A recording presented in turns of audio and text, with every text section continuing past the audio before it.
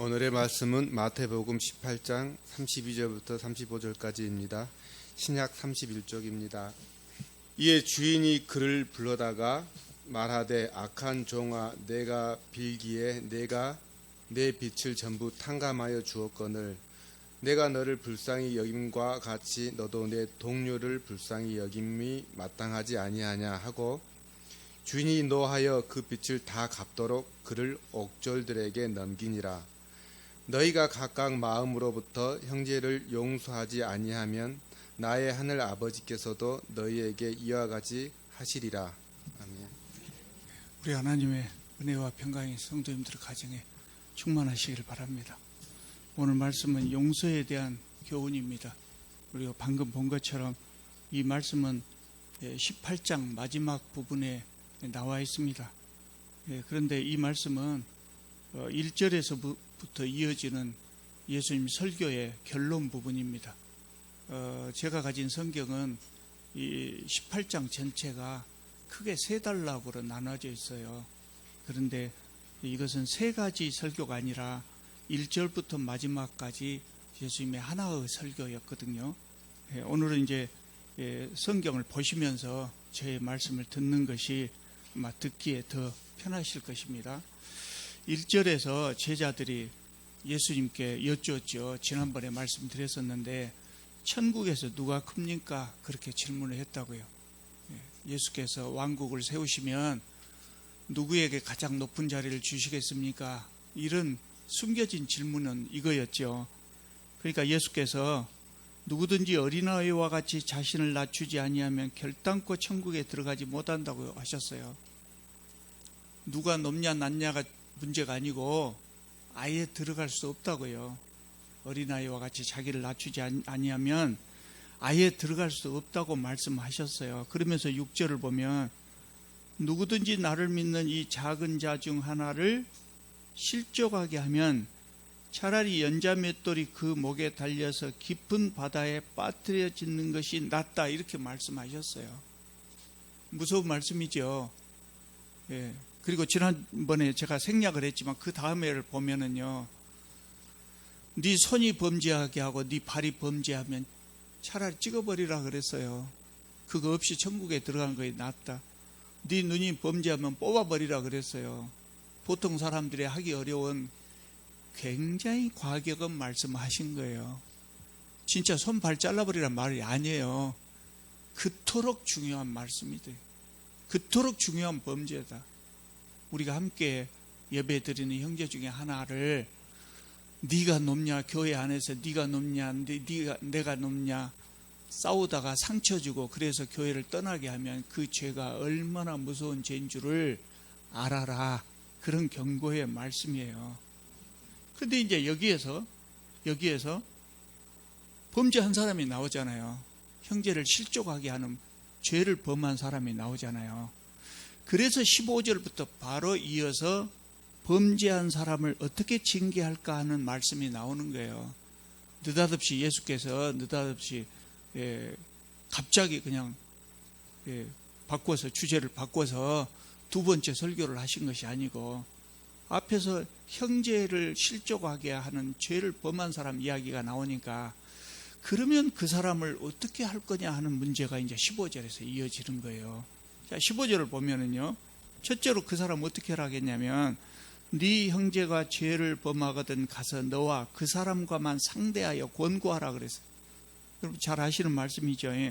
어떤 사람이 죄를 범했을 때 그거를 먼저 본 사람이나 또 그 피해를 당한 사람이 찾아가서 단둘이 있을 때 회개를 권고하라는 말씀이에요.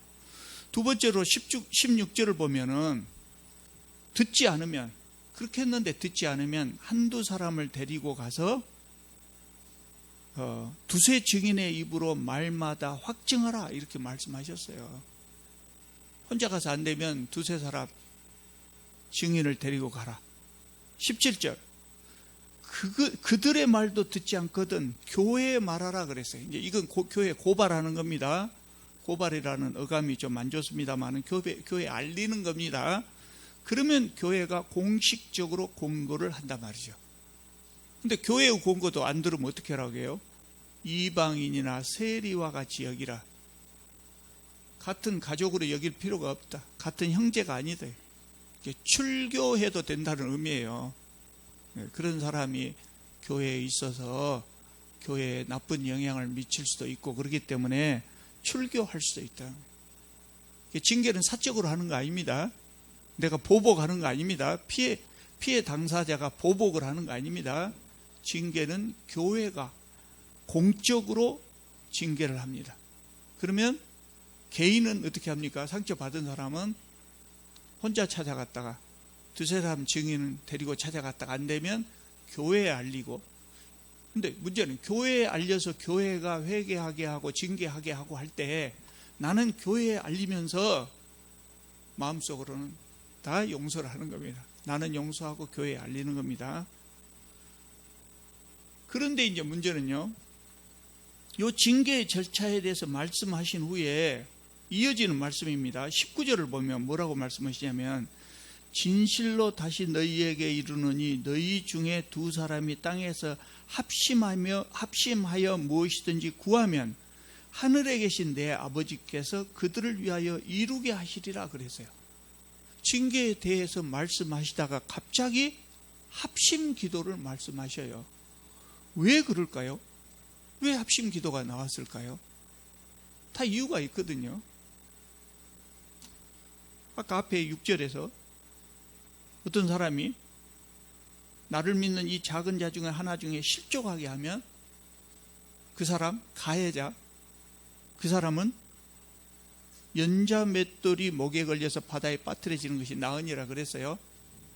그리고 이제 그 다음에 바로 다음에 뭔 이야기가 나오냐면, 지난번에 제가 말씀드릴 때는 시간이 없어서 다 말씀 못 드렸지만 이런 양 비유가 나와요.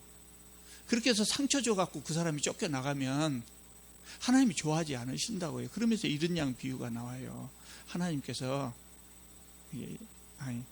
하나님 마음이, 어떤 사람이 양이 100마리가 있는데 양 한 마리 잃으면 99마리 놔두고 양 찾으러 간단 말이에요. 그것이 보통 사람들의 마음이다.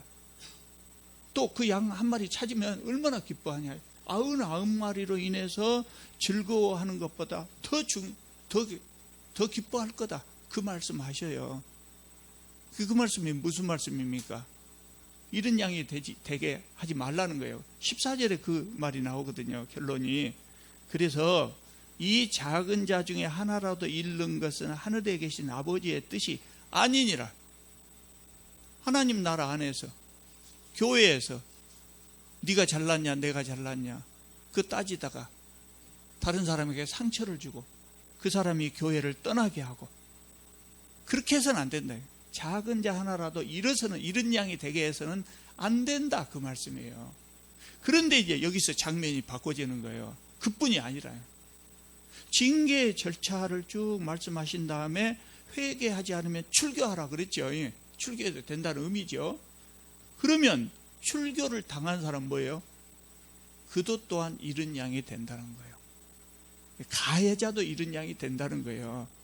그러므로 어떤 사람을 부득불 징계하게 되면 그 사람 교회에서 내쫓는 것으로 그치지 말고, 거기에서 끝나지 말고 그 사람이 회개하고 교회에 돌아오도록 교회는 열심히 그 사람을 위해서 중보 기도해야 된다. 그를 위해서 기도해 줘야 된다는 거예요. 범죄함으로 다른 사람을 잃은 양 되게 해서는 안 된다 그러셨는데, 범죄한 사람도 잃은 양이 되게 해서는 안 된다는 거예요. 피해자가 잃은 양 되게 하지 않아야 되는데 가해자도 또한 잃지 않도록 주의하라, 조심하라. 그를 위해서 열심히 기도해 주라. 그런 말씀이에요. 감동이 안 되십니까, 여러분? 저는 이 말씀을 읽으면서 참 우리 하나님의 사랑이 이렇구나. 하나님의 사랑이 이렇구나. 우리는 나한테 좀 잘못하면 저는 보기 싫어. 저놈 좀 안 봤으면 살거든. 예? 교회 와서도 그 사람이 저 앉아있으면 일부러 딴 데 가서 앉고. 그것이 우리의 마음이에요. 예? 나만 그런 것이 아니라 우리의 마음이 그렇다고요. 그런데 우리 하나님은 피해자 당연히 이런 양 되게 하면 안 되죠. 근데 가해자도 이런 양 되게 하면 안 되니까 그 사람이 회개하고 돌아오도록 중보기도 열심히 힘을 합해서 기도해라. 그게 하나님 마음이에요. 근데 감동이 되더라고요. 그러니까 하나님 나라의 징계는 뭐예요? 징계 자체가 목적이 아니고 회개하게 하는데 목적이 있다. 회복하게 하는데 목적이 있다는 거예요. 그 징계 절차를 우리가 다시 살펴볼 필요가 있어요. 우리가 이런 마음으로 징계 절차를 다시 살펴보면 맨 처음에 피해자가 가서 단둘이 있을 때 권고합니다. 단둘이 있을 때 권고하라 그랬는데 보통 이제 이것을 그대로 적용한다면 저 같으면 그럴 것 같아요. 이제 갑니다. 간데 가서 회개를 권고하는데 입으로 회개를 권고하면서 마음속으로는 제발 회개하지 마라. 너 같은 인간은 기어이 교회의 징계를 받고 쫓겨나야 된다. 그런 마음으로 하기 쉽다고요. 우리가 그렇다고요. 우리 마음이. 그래서는 안 된다는 거죠. 두 번째로 한두 사람을 데리고 가라겠죠. 그러면 누구를 데리고 가겠습니까? 내 편이 돼줄 사람을 데리고 간대요. 만약의 경우에 이 사람을 징계하게 될 때 내 편에 서서 증언을 해줄 사람을 데려가기가 쉽다고요. 기어이 징계받도록 하겠다. 이런 마음으로 두세 사람을 데리고 가기가 쉬워요. 그래서는 안 된다는 거예요. 그럼 누구를 데리고 가야 됩니까? 나는 감정이 상했기 때문에 객관적인 판단을 못합니다. 그러므로 객관적인 판단을 할 수 있도록 상당한 식견과 믿음을 가진 사람을 모시고 가야죠. 이게 믿음 깊은 권사님이나 장로님을 모시고 가는 것이 좋지 않겠습니까? 그런 마음으로 하라는 거예요. 세 번째, 마지막으로 교회가 권고할 때도 마지막까지 희망을 버리지 말고 그 사람을 사랑하는 마음으로 권고를 하라는 겁니다. 그래도 안 되면 어쩔 수 없이 출교를 시키지만 출교로 끝나지 말고 계속해서 그 사람을 위해서 돌아오도록 중보 기도를 하라는 거예요. 예수께서 가르치신 징계는 바로 회복을 위한 징계였거든요. 그러니까 징계하기 전에, 권고하기 전에 이미 마음으로는 용서하고 받아들일 자세를 가져야 돼요. 용서하면 받아들이겠다가 아니라, 회개하면 용서하겠다는 말이 아니라 이미 용서하는 마음으로 회개를 권해야 된다는 의미죠. 여러분, 기독교 역사에서요, 수많은 사람들이 이것을 제대로 못해가지고 교회가 분열됐어요. 그런 경우가 엄청 많아요. 이렇게 교회에 박해가 오잖아요. 교회에 박해가 오면, 요새야 뭐 그럴 리가 없겠지만 옛날에는 종종 박해가 있었단 말이죠. 교회에 박해가 오면 사람들이 도망가겠죠. 도망가요. 6.25 때도 그랬고 일제강점기에도 그랬고 만주까지 피시는 신사참배 하기 싫어서 만주까지 도망가신 분들이 많이 있었어요. 그런 분들은 배교를 안 하죠. 배교할 필요가 없죠. 근데 도망갈 수 없어서 여기 남았던 사람들은 하도 핍박이 심하니까 배교를 하게 된다고요. 배교를 해요. 예. 마음속으로 배교하는 사람도 있지만 입으로만 배교하는 사람도 있었어요. 그러면 이제 박해가 끝났습니다. 그러면 도망갔던 사람들이 다시 돌아오죠. 그러면 교회가 두 개로 쫙 쪼개지는 겁니다. 너희들은 배교자들, 우리는 믿음 지킨 사람들이요. 그래서 저 사람들을 불쌍히 여기지 못하는 겁니다. 용서하지 못하는 겁니다. 그래서 교회가 분열된 역사가 2000년 기독교 역사에 계속해서 반복됐던 겁니다. 그러니까 용서하지 못하면 교회는 분열되는 것이죠. 이렇게 이제 예수께서 징계에 대해서 말씀하시니까 역시 이제 성질을 거본 베드로가 조금 잘난 체를 합니다. 주님, 형제가 21절입니다. 형제가 내게 죄를 범하면 몇 번이나 용서하여 주리이까? 7번까지 하리이까? 이렇게 말했어요. 베드로는 이 말을 하면서 아마 의기양양해서 했을 거예요. 이 정도 하면 예수님 만족하시겠지? 칭찬하시겠지? 그렇게 생각했어요. 왜냐하면 그때 바리새인들은요, 보통 3번까지 용서하거든요. 3번 용서하고 말을 안 들으면 죄인으로 낙인을 딱 찍어버려요. 다시는 상종을 안 해버려요. 근데 베드로는 그 2배가 넘잖아요. 그러니까 칭찬하실 줄 알고 그렇게 싹 이야기를 했거든요. 그랬더니 예수께서 말씀하시기를 7번을 70번까지라도 해라, 이렇게 말씀하셨어요. 7번을 70번까지라도 용서해라. 그 몇 번이에요? 490번이 아니라 490번이 아니에요. 이 말씀은 뭐예요? 끝까지 무한대로 용서하라. 무한대로 용서해라. 참 부담스러운 말씀입니다. 참 부담스러운 말씀이에요. 사실 아무리 세상에서 문제가 많은 사람이라고 할지라도 무한대가 아니라 490번까지 용서해 줄 필요 없어요. 왜 그럴까요? 대부분 490번까지 용서하기 전에 그 사람이 인간이라면 다 변합니다. 490번을 용서했는데 변하지 않는다. 그러면 그 사람은 약간 멘탈에 좀 문제가 있어서 치료받아야 돼요. 보통 사람이라면 490번까지 안 갑니다. 근데 실제로 우리는 3번까지 참아주는 것 주기도 쉽지 않거든요. 우리가 용서를 한다고 해도 3번 이상 용서하기도 쉽지 않아요. 대부분 한두 번 실망하면 그냥 고개 돌려버리죠. 안 보죠, 안 봐. 근데 예수께서는 끝까지 용서하라고 했어요. 그래서 오늘 말씀마다 참 부담스럽습니다. 말씀마다 부담스러운 말씀. 왜 용서해야 됩니까? 23절을 보면 그 이유를 설명합니다. 23절을 보면 예수께서 말씀하시기를 그러므로 천국은 그랬습니다. 천국이니까 그래야 된다요. 1절에서 어떤 제자가 예수님께 물어볼 때 누가 큽니까? 물어볼 때 천국에서 누가 큽니까? 이렇게 물어봤어요. 그게 제자가 천국에서 그랬기 때문에 예수께서도 지금 천국을 이야기하는 겁니다. 세상 사람들이라면 그렇지 않고 뭐 알아서 하든지 그건 상관없는데 우리는 천국에서 사는 사람들이에요. 하나님 나라의 질서, 하나님 나라의 법은 무한대로 용서하는 것이라는 거예요. 우리는 천국에서 사는 사람들이고 천국을 이루어야 하기 때문에 7번을 70번까지라도 용서를 해야 된다는 거예요. 그러면서 구체적인 예를 듭니다. 우리가 잘 아는 예. 어떤 임금님이 종들하고 결산을 합니다. 여기서 종은 노예가 아니고 신하들을 의미하죠. 신하들, 임금의 신하들인데 그 중에 10,000달란트 빚진 자가 있었습니다. 10,000달란트가 얼마나 큰 돈이냐면 10,000데나리온이라고 그럽니다. 근데 한 데나리온이 노동자들 하루 품삯이에요. 그러면 10,000달란트는 1억 데나리온이에요. 사람이 1억일 동안 벌어야 된다고요. 우리가 보통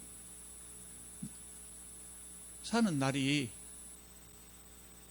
사람의 수명이 100년을 산다고 해도 며칠, 일로 한 사람은 며칠이에요? 36,500일 살아요. 3만하고 1억은 어마어마한 차이죠. 1억일 동안 벌어야 될 돈이에요. 그러니까 이거 환산해 보십시오. 얼마나 되는가? 아무리 보수적으로 계산해도 수백억. 요거를 오늘 우리 시대의 일당으로 10만 원으로 계산하면 조가 넘는 단위입니다. 어마어마한 돈입니다. 그러니까 예수께서 10,000달란트 예를 든 이유는 갚을 수 없는 돈이라요. 갚을 수 없는 돈. 아마 1조 원이 넘는다고요. 그렇게 하면 1조 원이 넘어요. 1조 원은요. 여러분 특별히 경제관념이 약한 사람들은 1조 원이 얼마나 큰 돈인지 몰라요. 여러분 1조 원을 탕감받았다. 여러분이 오늘 어떤 사람이 여러분한테 내가 너 1조 원을 주마 그러면요. 아이고 좋다. 그럴 일이 아니에요. 그 금액이 얼마나 큰 줄을 알면 아이고 좋다가 아니라 그 자리에서 기절해 버려야 돼요. 그렇게 큰 돈. 자자손손이 먹고 사는 돈이에요. 능력도 없으면서 사업한다고 여기저기 투자하고 그러면 안 되지만 그러지 않고 그냥 은행에 놔두고 아니면 빌딩에 하나 사두고 먹으면 없어지지 않아요. 먹어도 없어지지 않는 돈이 1조 원이라는 돈이에요. 그러니까 예수께서 1만 달란트라고 하는 예를 든 이유는 갚을 수 없는 돈이라는 이야기예요. 그러니까 이 사람이 이제 임금님한테 엎드려 절하면서 사정사정을 합니다. 그러니까 임금님이 탕감해 주셨어요. 자, 그 신하가 집에 돌아갑니다. 집에 돌아가는 길에 100데나리온 빚진 자를 만났어요. 100데나리온. 그럼 100일치지요. 예, 100일치. 목을 잡고 멱살을 잡고 흔들면서 야, 빚 갚아라. 갚겠습니다. 며칠만 참아주십시오. 안 참아요. 그리고 그 사람을 갖다가 감옥에 쳐넣어버렸대. 빚 갚을 때까지 감옥에 쳐넣어버렸대. 100데나리온은 적은 돈은 아니지만 갚으려면 갚을 수 있는 돈이에요. 10,000달란트는 아무리 해도 갚을 수 없는 돈이에요. 절대로 이자도 감당 못하는 돈이에요. 자기는 그 돈 탕감 받았으면서 100데나리온 빚진 자를 멱살을 잡고 흔들면서 감옥에 가뒀다 이거예요. 실감이 안 나시면 이렇게 생각하면 돼요. 10,000달란트를 탕감 받았다고 하면 실감이 잘 안 날 수 있거든요. 그런데 오늘 내가 길을 가는데 어떤 사람이 갑자기 1조 원을 나한테 줬다 해봐요. 기분이 얼마나 좋겠어요. 가는데 빚쟁이를 만났어요. 빚쟁이가 나한테 와서 죄송합니다. 사장님 너무나 죄송합니다. 10만 원 빚진 것 같고 나는 1조 원 탕감 받았어요. 10만 원, 100만 원 빚진 사람이 나한테 와서 죄송합니다. 며칠만 여유 주면 제가 꼭 갚겠습니다. 그럴 때 여러분 멱살 잡겠습니까? 안 잡겠습니까? 여러분이라면. 아마 여기 계신 분은 멱살 잡을 분은 없어요. 나는 1조 원, 누가 나한테 1조 원 줬는데 100만 원짜리 온다. 야, 100만 원이 돈이냐? 됐어. 안 갚아도 돼. 그럴 것 같아요.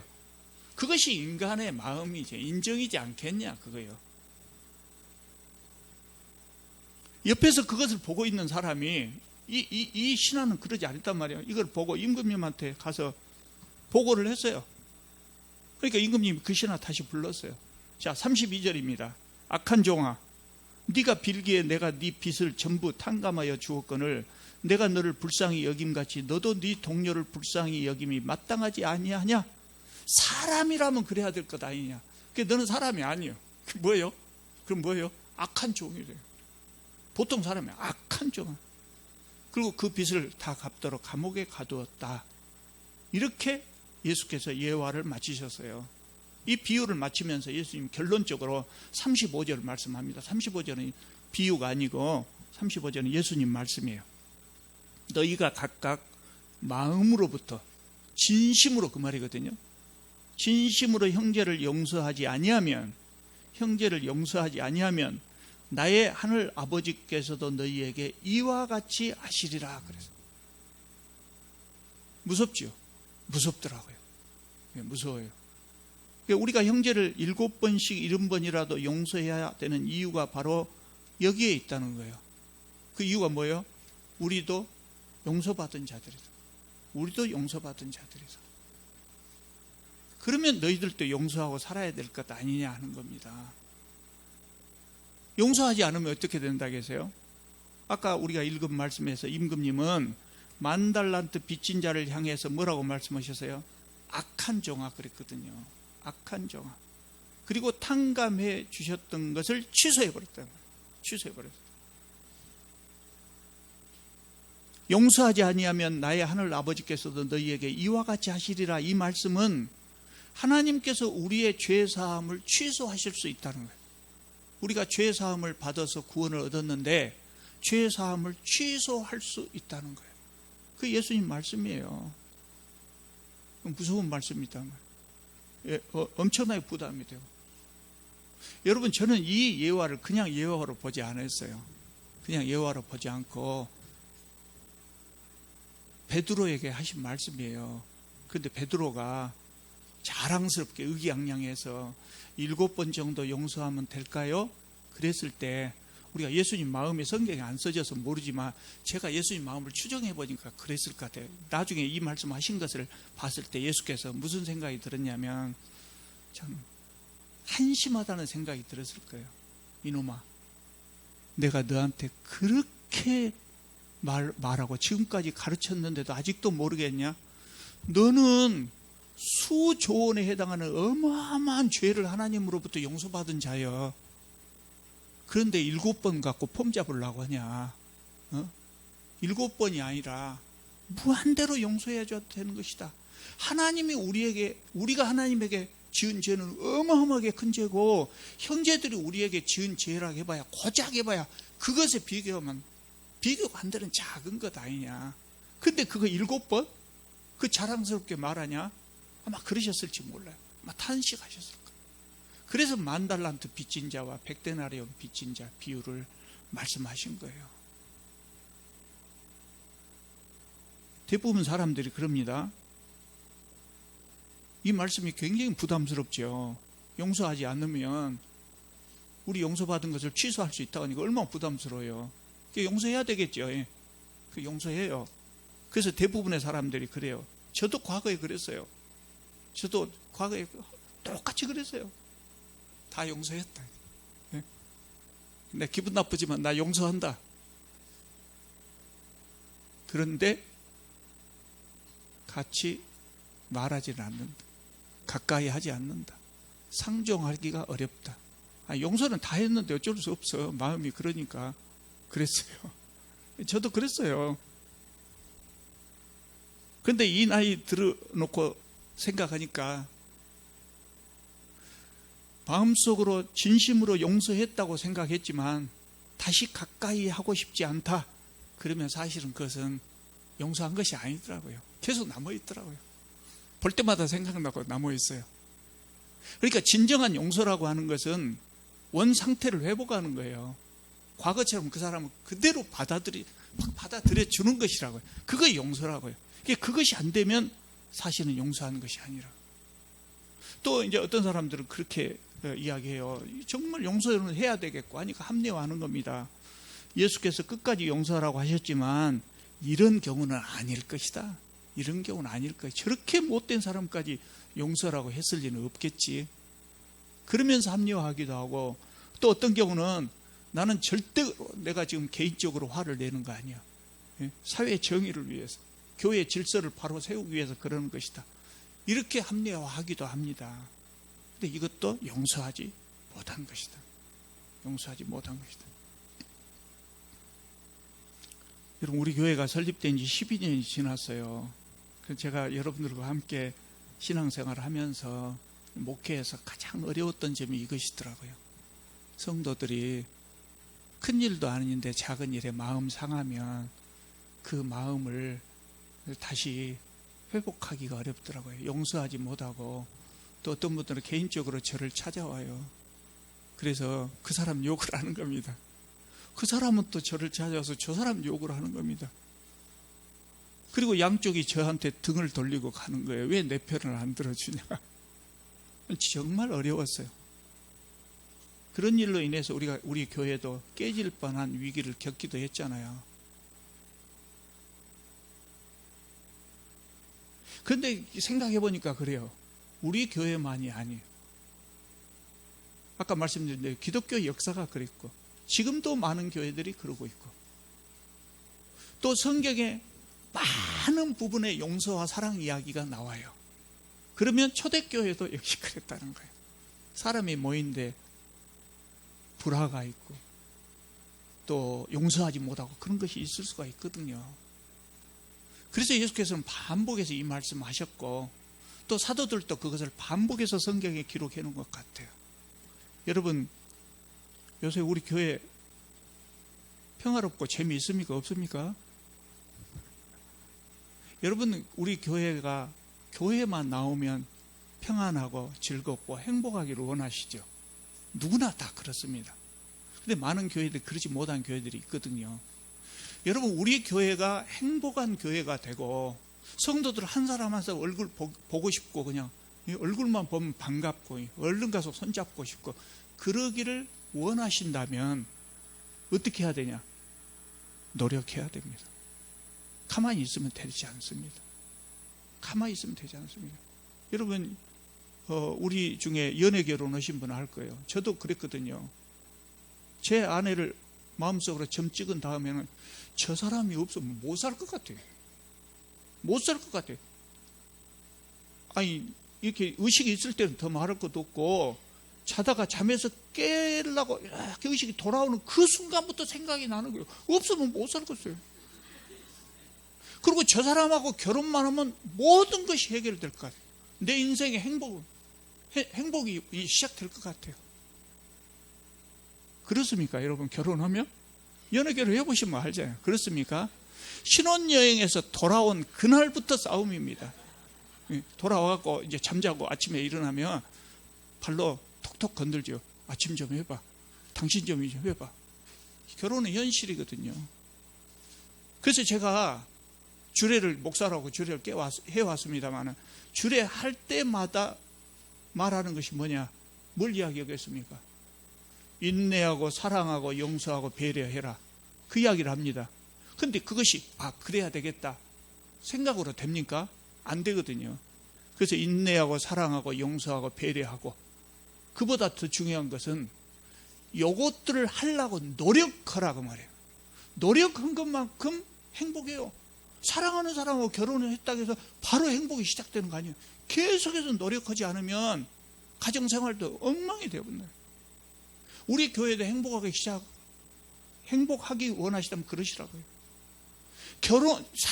정말 오랫동안 사랑해서 결혼한 사람도 그런데, 우리는 사랑해서 만난 사람들입니까? 아니, 오다가다 만난 사람들이에요. 우리는 오다가다 만난 사람들이잖아요. 그러면 우리가 행복하려면 어떻게 해야 돼요? 더 노력을 해야 돼요. 왜 노력을 해야 돼요? 하나님 나라요. 교회가 하나님 나라가 돼야 되니까. 아니, 세상의 질서면 상관없어요. 세상의 친목 모임 보기 싫으면 탈퇴해버리면 그만이야. 안 나가면 그만이야. 근데 우리는 하나님 나라를 이루어야 된다는 거예요. 하나님 나라. 그러므로 하나님 나라는 그랬잖아요. 하나님 나라는 그래야 된다. 여러분, 우리 교회가 정말 하나님 나라가 이루어져 가지고 성도들 만난 사람마다 반갑고, 일주일이 너무 멀어서 그냥 얼른 교회 가서 만나고 싶고, 그럼 얼마나 좋겠어요. 더군다나 그 소문이 나가지고 나눔과 성김교회는 그런다대. 그러면 세상 사람들이 나도 낙원의 기쁨을 누려보자, 여기 다 모이실 거라고요. 예수께서는 교회를 하나님 나라의 모델로 만드셨을 때 교회가 그렇게 되기를 원하셨다고요. 그러면 전도지 갖고 쫓아다니지 않아도 사람들이 모여들 거라고요. 나도 저 하나님 나라에 들어가 살고 싶다. 그래서 하나님 나라이기 때문에 예수께서는 용서하고 사랑하고 그렇게 하라고 말씀하신 겁니다. 엄청나게 부담스럽지만 우리 다시 한번 해보십시다. 첫째는 용서하려고 노력해 보십시다. 저도 잘 안 됩니다. 저도 참 목사가 되기에 적합하지 않을 정도로 사람이 좀 옹졸합니다. 저도. 그래서 상처받으면 오래 남습니다. 목사는 금방 달라지는 거 아닙니다. 똑같거든요. 용서하려고 노력을 해보십시다, 우리가. 또 제가 늘 말씀드린 겁니다만은 한번 마음이 상하면 용서하기가 쉽지 않아요. 그러니까 서로 용서하고 화해할 일이 아예 안 일어나게 해야 돼요. 그러려면 어떻게 해야 돼요? 함부로 화를 내면 안 되든. 함부로 화를 내. 화내지 않도록 예를 써보십시다. 세 번째로, 그래도 어쩌다 잘못해서 그냥 욱하는 마음에 화를 냈다. 그럼 어떻게 해야 돼요? 즉시 사과를 해버리는 것이 가장 좋습니다. 시간이 오래되면요, 이것도 사과하기가 어렵거든요. 말을 면전에서 사과하는 말을 하기가 어려우면 어떻게 하라고요? 문자라도 보내면, 진심을 담아서 문자를 보내면 용서가 되지요. 제가 용서에 대한 설교를 많이 했어요. 그런데 제가 느끼기에 제가 설교한 것 중에서 가장 우리 교회가 실천이 안 된 것이 아마 이 문제가 아닌가 생각합니다. 근데 그것은 우리 교회의 문제가 아니라 저도 그렇고 다른 교회도 그러고 세상 사람이 본래 그렇거든요. 그래서 이 말씀을 순서에 따라서, 마태복음 순서에 따라서 이 말씀이 나타나서 건너뛰어 버릴까도 생각을 했어요. 오늘 또 이야기해봐도 허공에서, 제가 드린 말씀이 허공에 머물다가 사라져 볼까, 그런 생각도 들었어요. 그런데 마태복음 18장을 읽다가 이 말씀이 나온 것은 가서 전하라는 말씀이 아닐까 하는 생각이 좀 들었어요. 그래서 오늘 엄청난 부담을 갖고 또 여러분에게 이 말씀을 드리는 겁니다. 한번 해보십시다. 한번 해보십시다. 우리가 하나님으로부터 도저히 용서받지 못할 죄를 용서받은 사람, 왜 나만 용서해야 되냐? 은혜 받았으니까. 은혜 받았으니까.